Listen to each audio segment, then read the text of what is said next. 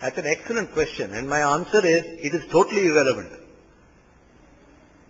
It is completely irrelevant whether you call it innovation project, it wins the chairman's prize, it has got a special mention in the chairman's annual speech.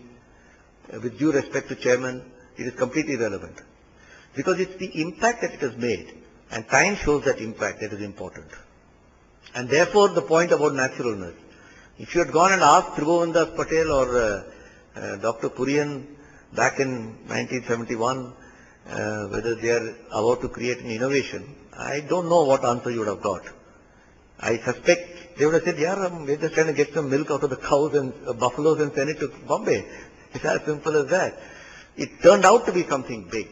And usually, in many things in life, what you do naturally, you don't realize its impact.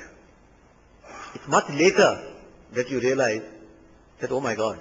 I've got a favorite video clip of Sourav Ganguly fielding in the slips in a one-day match against Australia, I think in Goa last year or year before. I got that video clip. It's a fantastic catch, and it turned the whole course of that match, and India won that particular ODI. And Rajdeep Sardesai is interviewing Sourav, and he says to Sourav, that catch you took, that was fantastic. And Sourav says, if you say so. He said, let's play a replay of it, and they played the replay, and it was a fantastic catch. He said, Sourav, now tell me, your audience wants to know, how did you do it?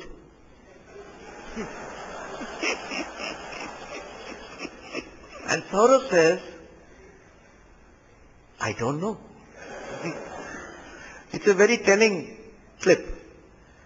And he says, it's only later on when I saw the video replay that I realized what a fantastic catch. I just did what I had to. And that's what I mean by natural. So I am always suspicious. When innovations get the chairman's award, they're usually disasters.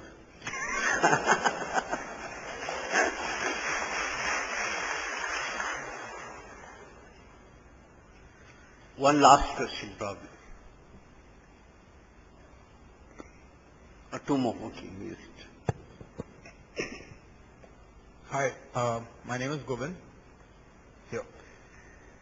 Yeah. My question is that, like the Tata Nano, you gave an example that it got the MD's direct attention. Now you have thousands of employees. Everybody must be having so many bright ideas. How do you ensure, or how does some ideas get attention and not some ideas?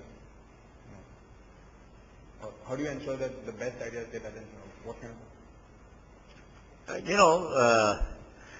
If you gave all your thousands of employees ideas the same attention on Nano, then no Nano will ever come out.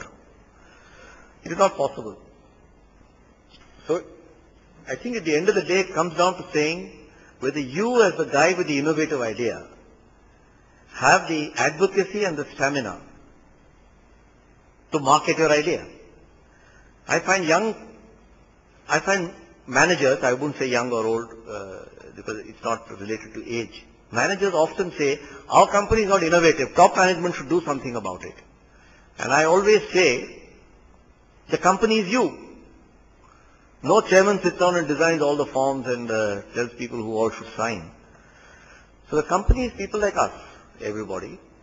And it is as much incumbent on the top management to delayer, debureaucratize, make innovation friendly or ideas friendly atmosphere in the company, as it is for people in the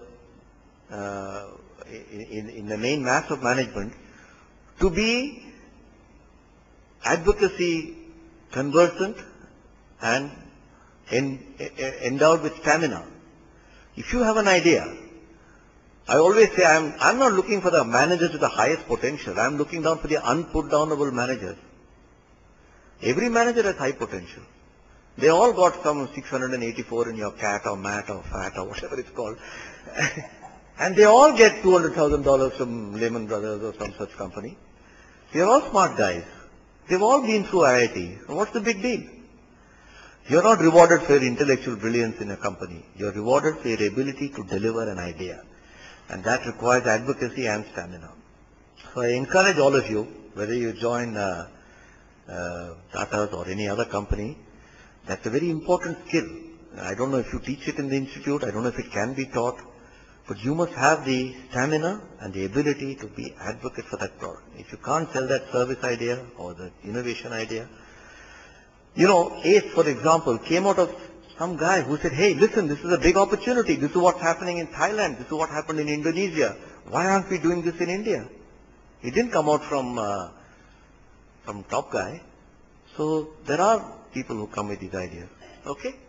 The last one. My name is Sauri. I'm also from the PGPX program. In India, many of the small and medium growing companies are family owned and promoted. Do you see a difference from your own experience with Hindustan Lever and Tata in terms of difference in innovation culture and encouragement in a multinational, a global multinational, or an Indian family owned promoted company? Well, on a sample size of one each, you know, I don't know if even I would hesitate to call Tata a family owned company for the reasons that I've already explained.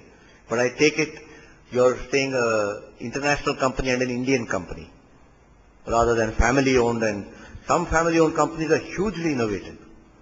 Some are dead as a doornail. But conversely, there are some multinationals which are hugely innovative and some that are done. So I don't want to make too fine a point on that. I would say that international companies tend to be far more process orientated. Indian companies tend to be far more intuitive. And I find Tata's to be a very interesting blend. I use the word interesting because I'm a bit of an observer also. I'm a bit of a participant, I'm a bit of an observer, I'm a bit of a commentator, all rolled into one. And I find Tata's a very interesting company because it's a very intuitive company. It's a very natural sort of atmosphere.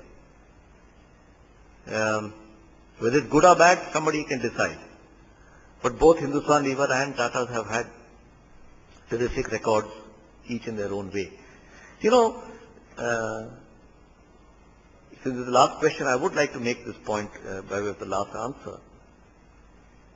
There is no silver bullet in management. So you can compare all of these. It's like if you're being taught to play tennis, somebody can say get your left foot forward, swing your body, keep your wrist straight, hit and then turn your, and all this can be told to you. But yet you'll find an Andy Roddick or a Rafael Nadal with some quirk in the way he plays and yet is very effective. So management is like a performing art. It's like a dance or music. It's not like science or physics or chemistry. You repeat the same thing again, you get a different result. Almost certainly. So there is no silver bullet. And like Lata Mangeshkar improvises, Gangubai Hangal improvises depending on the atmosphere and what's happening, the true manager, leader, looks at the market context and he improvises. And it may be unconventional, but it will work. And the Dabbawalas are the best example of that. Thank you.